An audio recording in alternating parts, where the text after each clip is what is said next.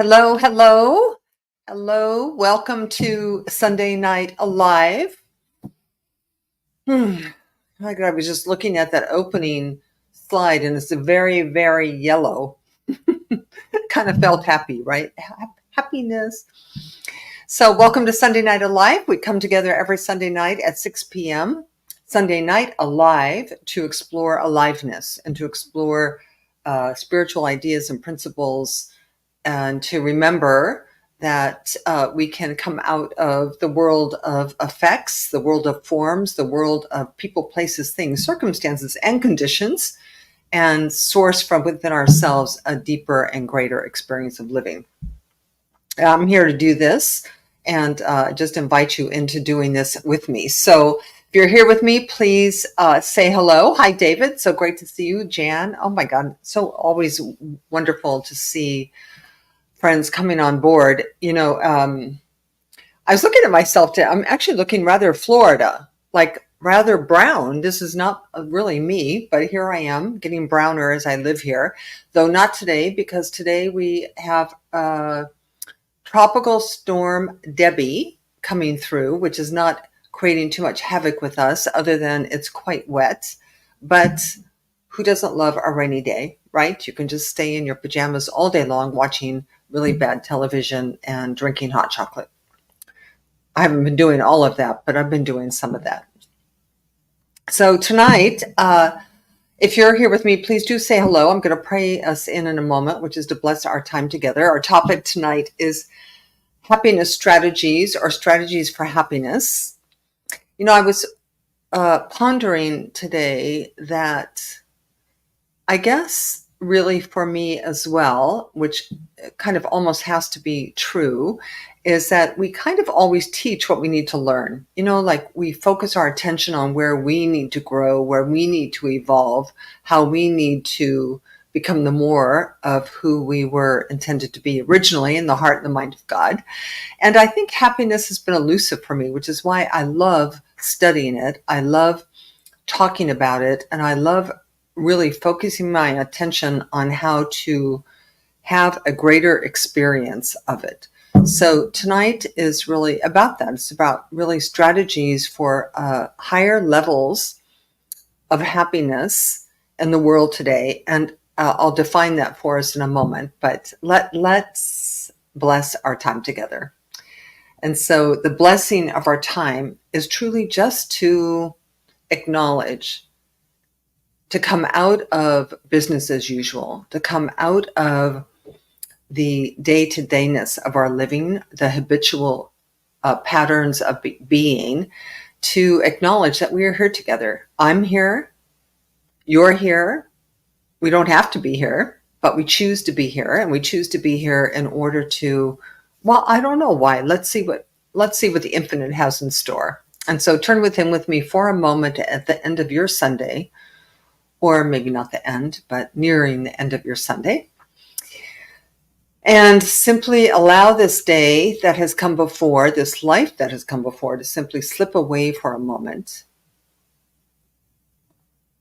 Feel your way into the perfection of your being, into that place and space and dimension within you that is whole, perfect, and complete, that is divine, that is infinite, meaning birthless and deathless, meaning that the who that you are does not belong to the body. The body belongs to the who that you are.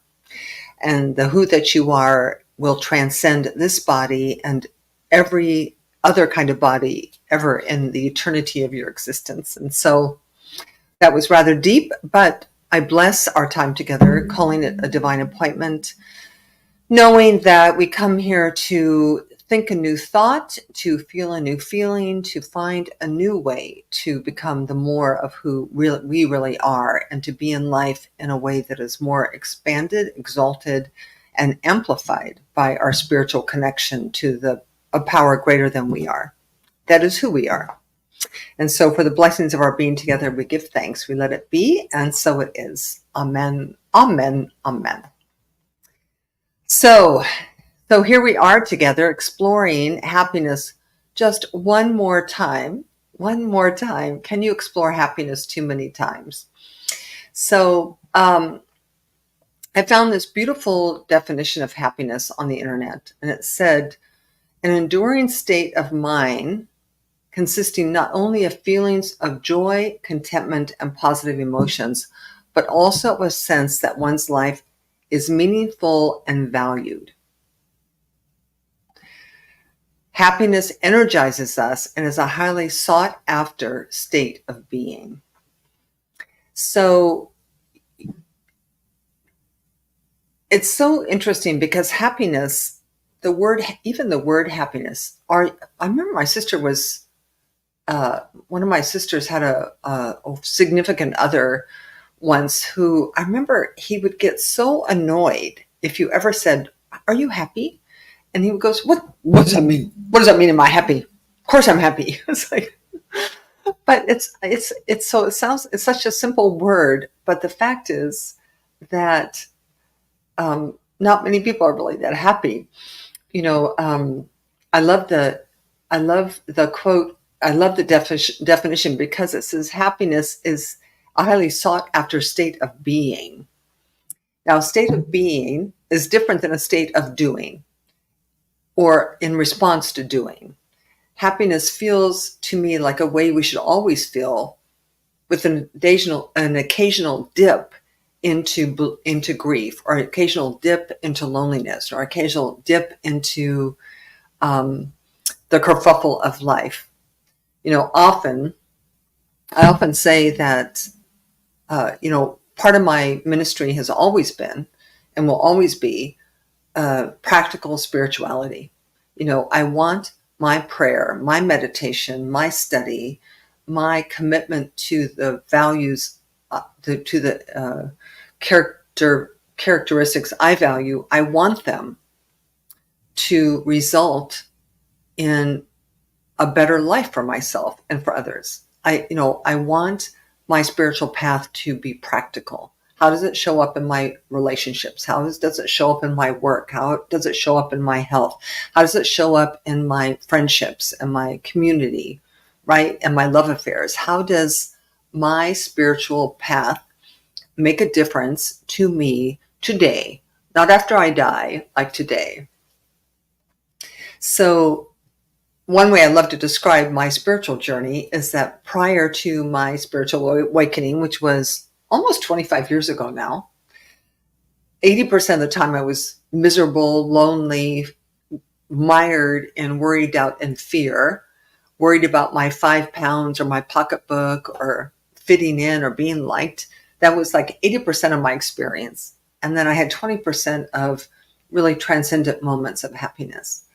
Now, the truth is, absolute truth is, on my honor, that 80% of my experience is happy. Like really, like all these definitions, that feeling contented and satisfied and not mired in worry, doubt, and fear.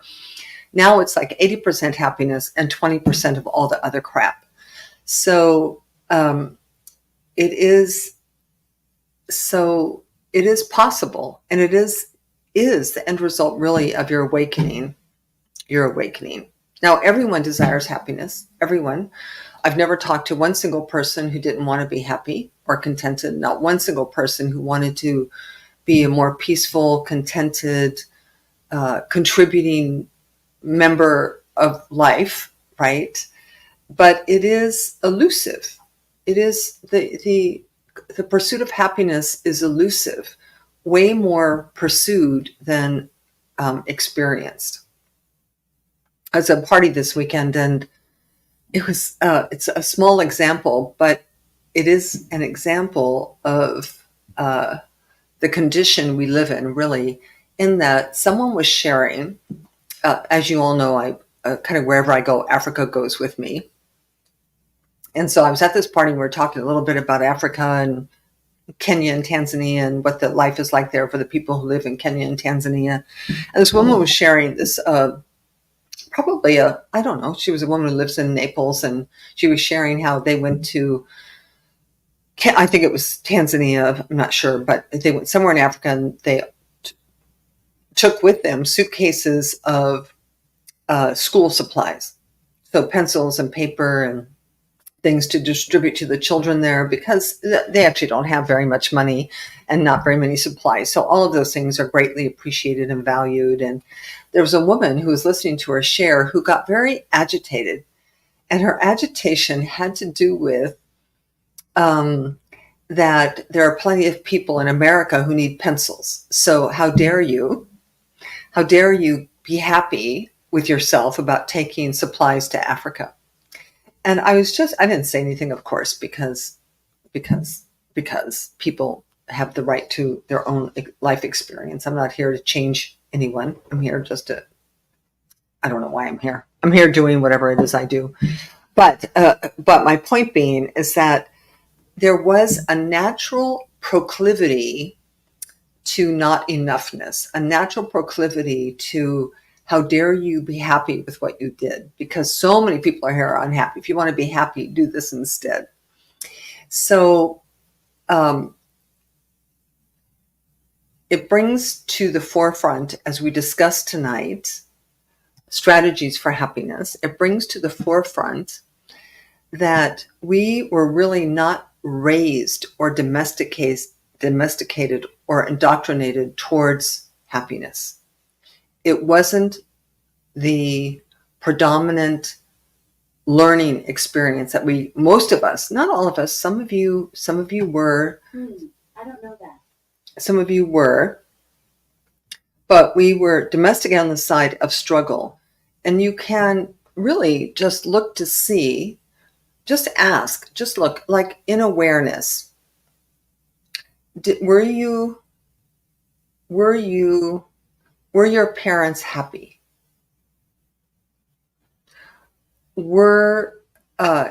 Did your parents believe in or respect happy people? I'm in a little bit here, you have to forget what they said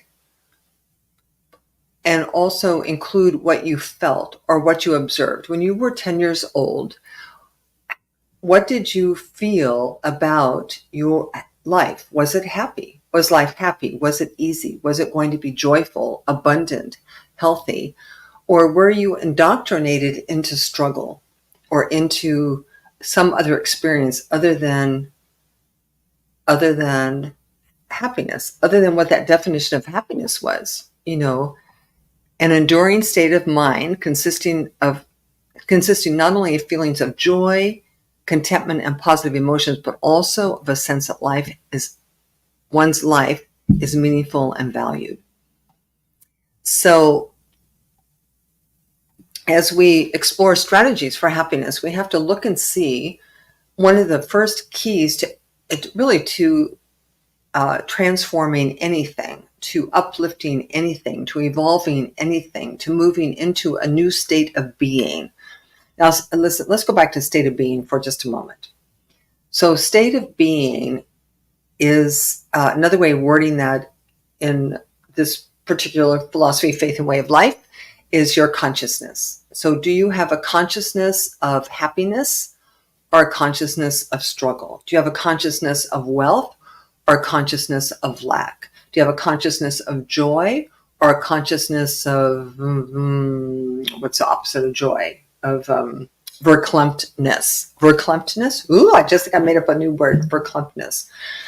And in no way does this judge, in no answer that you can give would this create judgment or wrong or bad or you didn't do it right. Because remember that we are domesticated, that you were born into a family who had a system of belief, a system of understanding, a system of history that was probably generations long, which you inherited without your permission or conscious involvement. It's how it is. It's just how we get to be, how life gets to be the way it is. And spiritual awakening purely means that we begin to look at that objectively and we get to awaken to choice.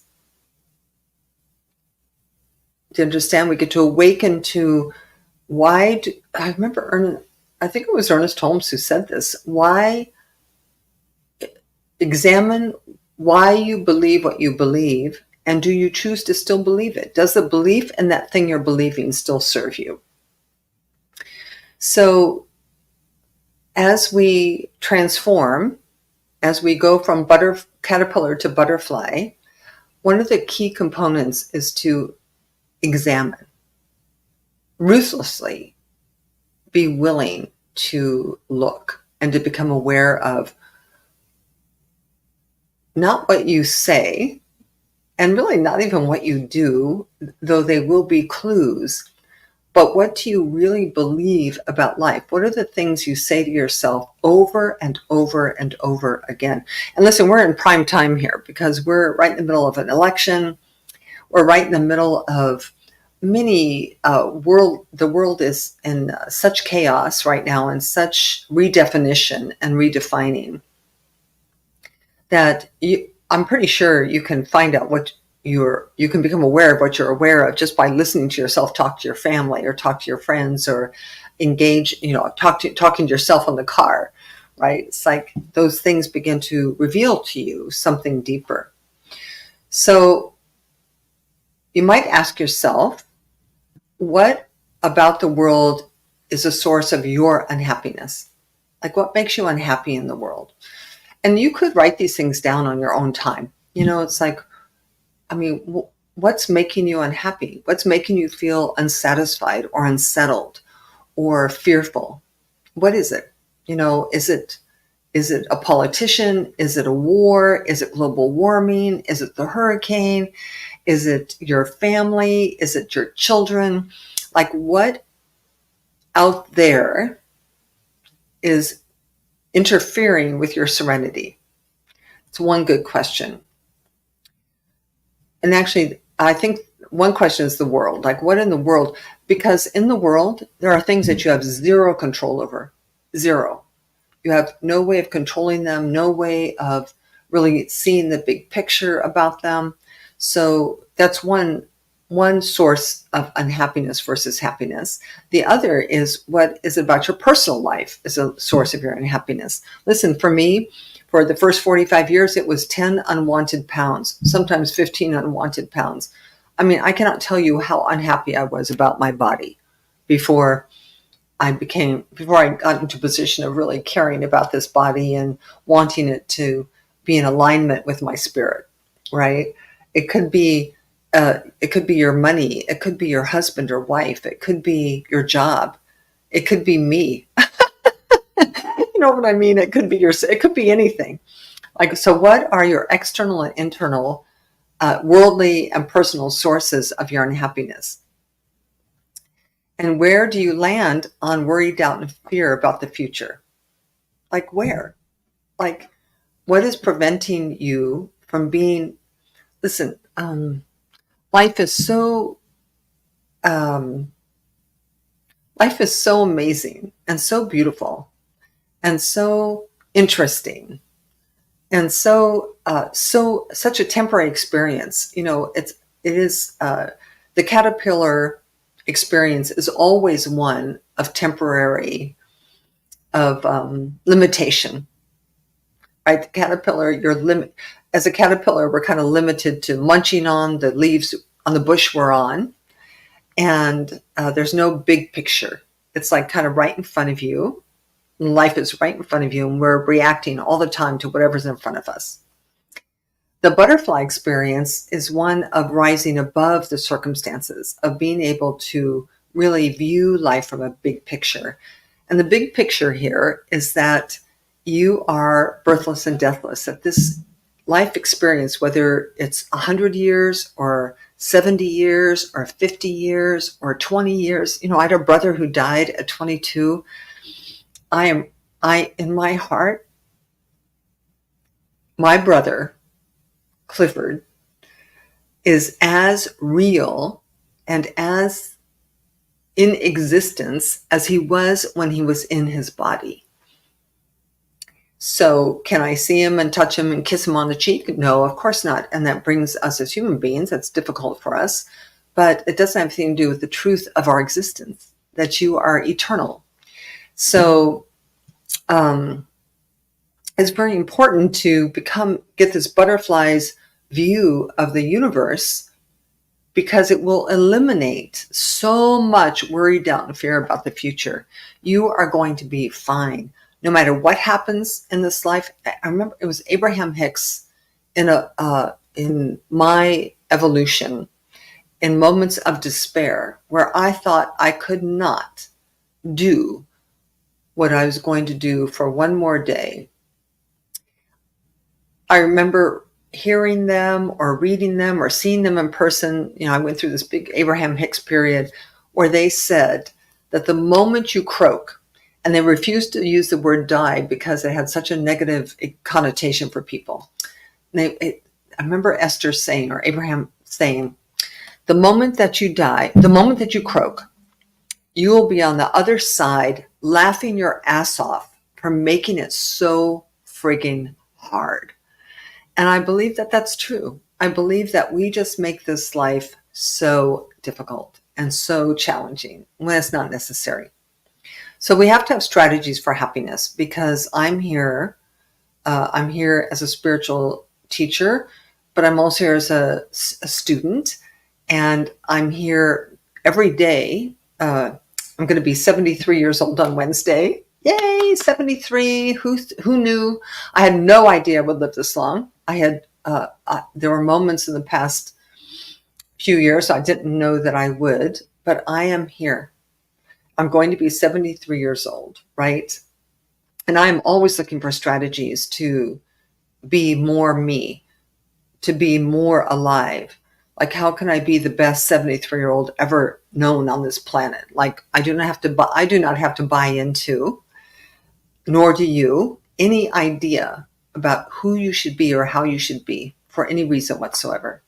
That I do believe that God, not God out there on a cloud, but God right here, the divine intention is for, really, truly, for happiness and bliss and ecstasy and meaningful and profoundly valuable life experience as we do our journey of the spirit, which is eternal. So you're only in these bodies for a little bit of time. So what can our strategies be for happiness? Ready? Got a pencil? Yeah.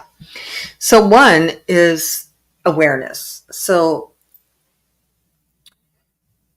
And this is not an easy one, because most people, before they can, how would I say this? Most people, before they can attain a broader perspective of themselves and of life and the world, believe their domestication process. So they believe that what they were taught is true and real and factual. And in order to transcend your domestication, you have to see it as just that you were raised within a structure of belief and thought. And as children, it's natural because for us as children, our parents are gods. Our parents are God, right? So it's natural for us to believe everything that everyone says as fact. So part of our happiness strategy is to become aware so that we can transcend our domestication, to see it as such. And it doesn't mean it's not without value, but you won't know the value till you're a butterfly. You can't know the value as a caterpillar. As a caterpillar, you are that. You are the domestication process. You are what you were taught about what was good and bad, what was right and wrong, what a good person does, what a bad person does. You inherited from your parents how you feel about marriage, money, health, sex, politics, everything. None of it was your choice. You were given it. So awareness. So become aware of what you think and why you think it. So that's being masterful at being masterful at observing what you are thinking. Now, this is a critical component of our spiritual awakening, because before we master observation of ourselves, we think that what we're thinking is who we are. Many spiritual teachers have talked about the experience of being the observer, like observing, like the very moment, I'm going to get really close here. The very moment you catch yourself watching yourself think, you will draw a very powerful distinction between what's thinking and what's watching the thinking. And the moment you can watch, then you understand that there is an aspect of you that is not that. So the truth is, you have a personality and an ego and a human identity, but you also have a spiritual identity. And that spiritual identity is the observer. So that's a strategy for happiness. So if what everything I just said kind of made you like vomit or go, what the heck is she talking about? You need to explore this more deeply. Like how, and by the way, which is one of the major benefits of meditation, is that it allows you to sit still long enough so you can begin to watch what happens when you sit still long enough. Right? Because you sit and all of a sudden you'll say, oh my God, I'm thinking about laundry. I'm thinking about what am I going to do about the problem with my sister? I'm beginning to think about what should I do about 10 years from now? I'm not going to have enough money to retire on. So, oh my God, I'm so stressed. Do you understand? You get to watch all that craziness, none of which is real or true. It's just thought.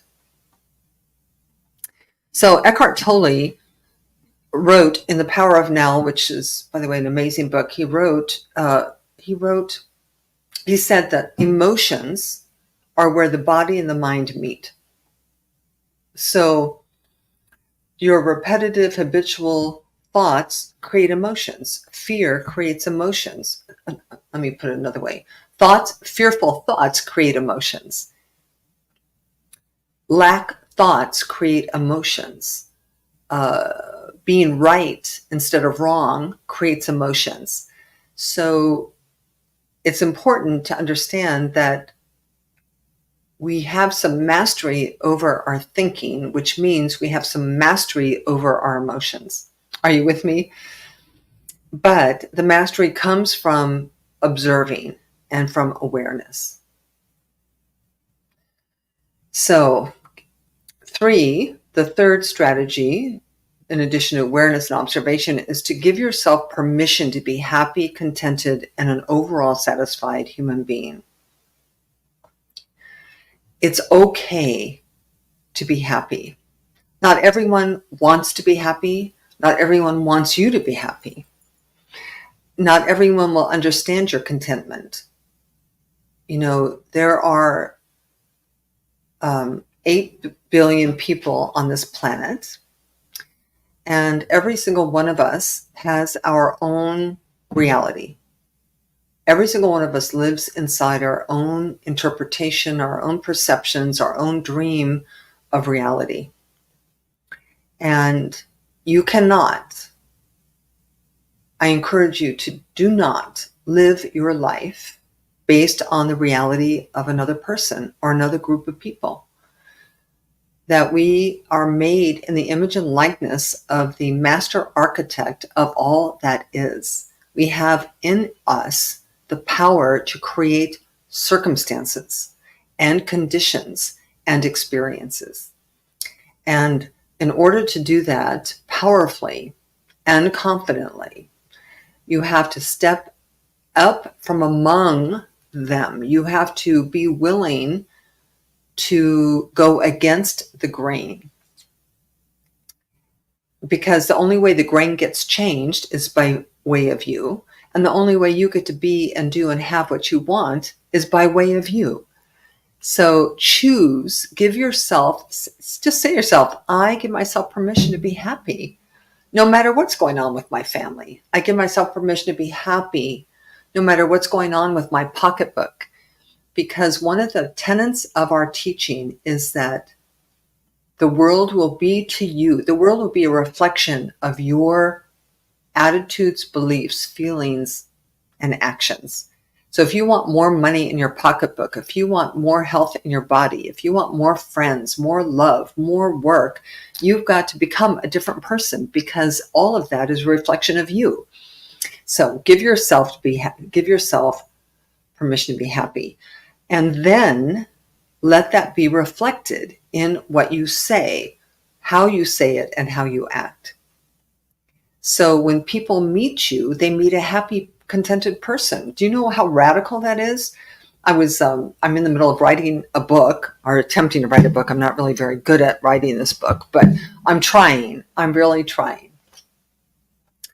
And it's so, I forgot what I was going to say about that. I truly did forget what I wanted to say. Huh. It doesn't matter. It doesn't matter. It has something to do. Oh, wait a minute. A game, and then it left, and then it came. It left, it came, and then it left. Oh, well. We'll see. We'll see. So give yourself permission. Let that be reflected in what you say and how you say it and how you act. Right. So, there's some great wisdom in acting as if, believing as if, showing up as if, because remember, one of my favorite quotes is, possibility is not real at its origin. It's something we create as real and then stand for as a reality. So happiness is a present moment now experience, period. Happiness, the less time you spend ruminating over the past or anticipating an unwanted future, the absolute more you can be present to the wonder of the moment, like right now. It was Blake. In fact, I have in my room here, I have a quote by T.S. Eliot, that says, what in this moment is lacking? In this moment. So you may be able to come up with something, but if you do come up with something, I would use the mastery of awareness to notice what comes up in this moment. But for most of us, we're here, we have food, we have shelter, we have people who care about us, we have relatively good health. There's nothing to be unhappy about. What in this moment is lacking?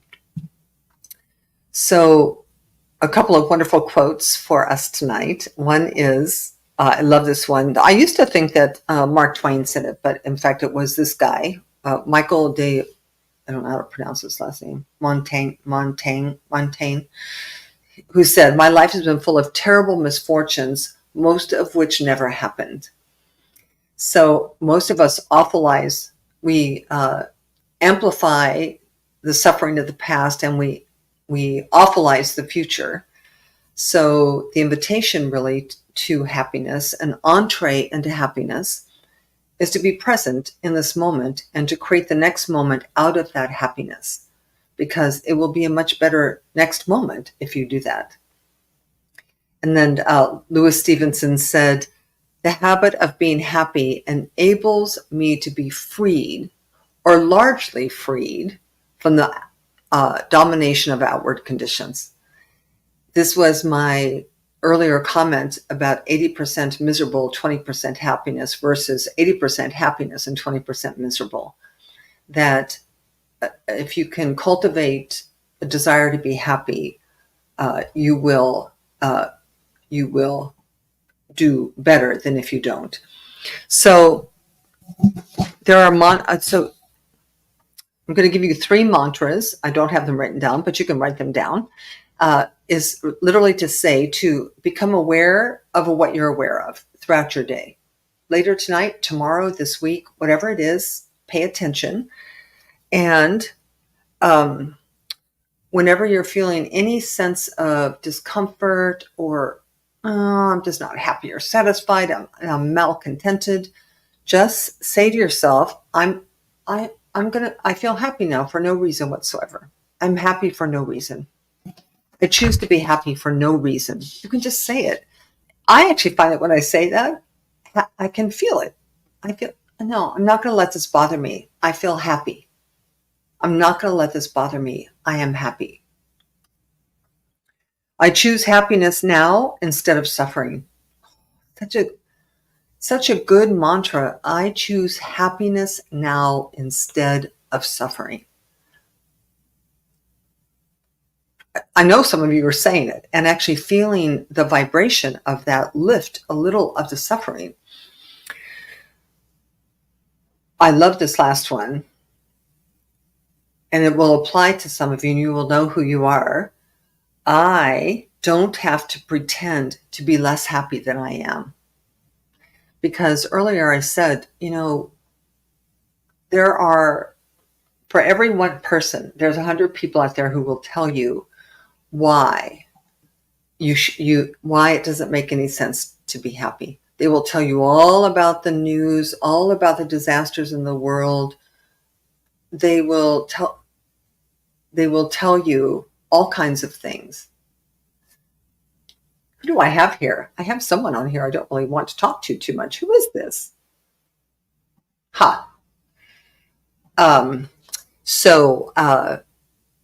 But don't let them bother you. Just be happy. Choose to be happy. And it's not shallow and self-centered at all. It's actually the way we change and the way we change the world we live in. All right. So that is our Sunday Night Alive for tonight.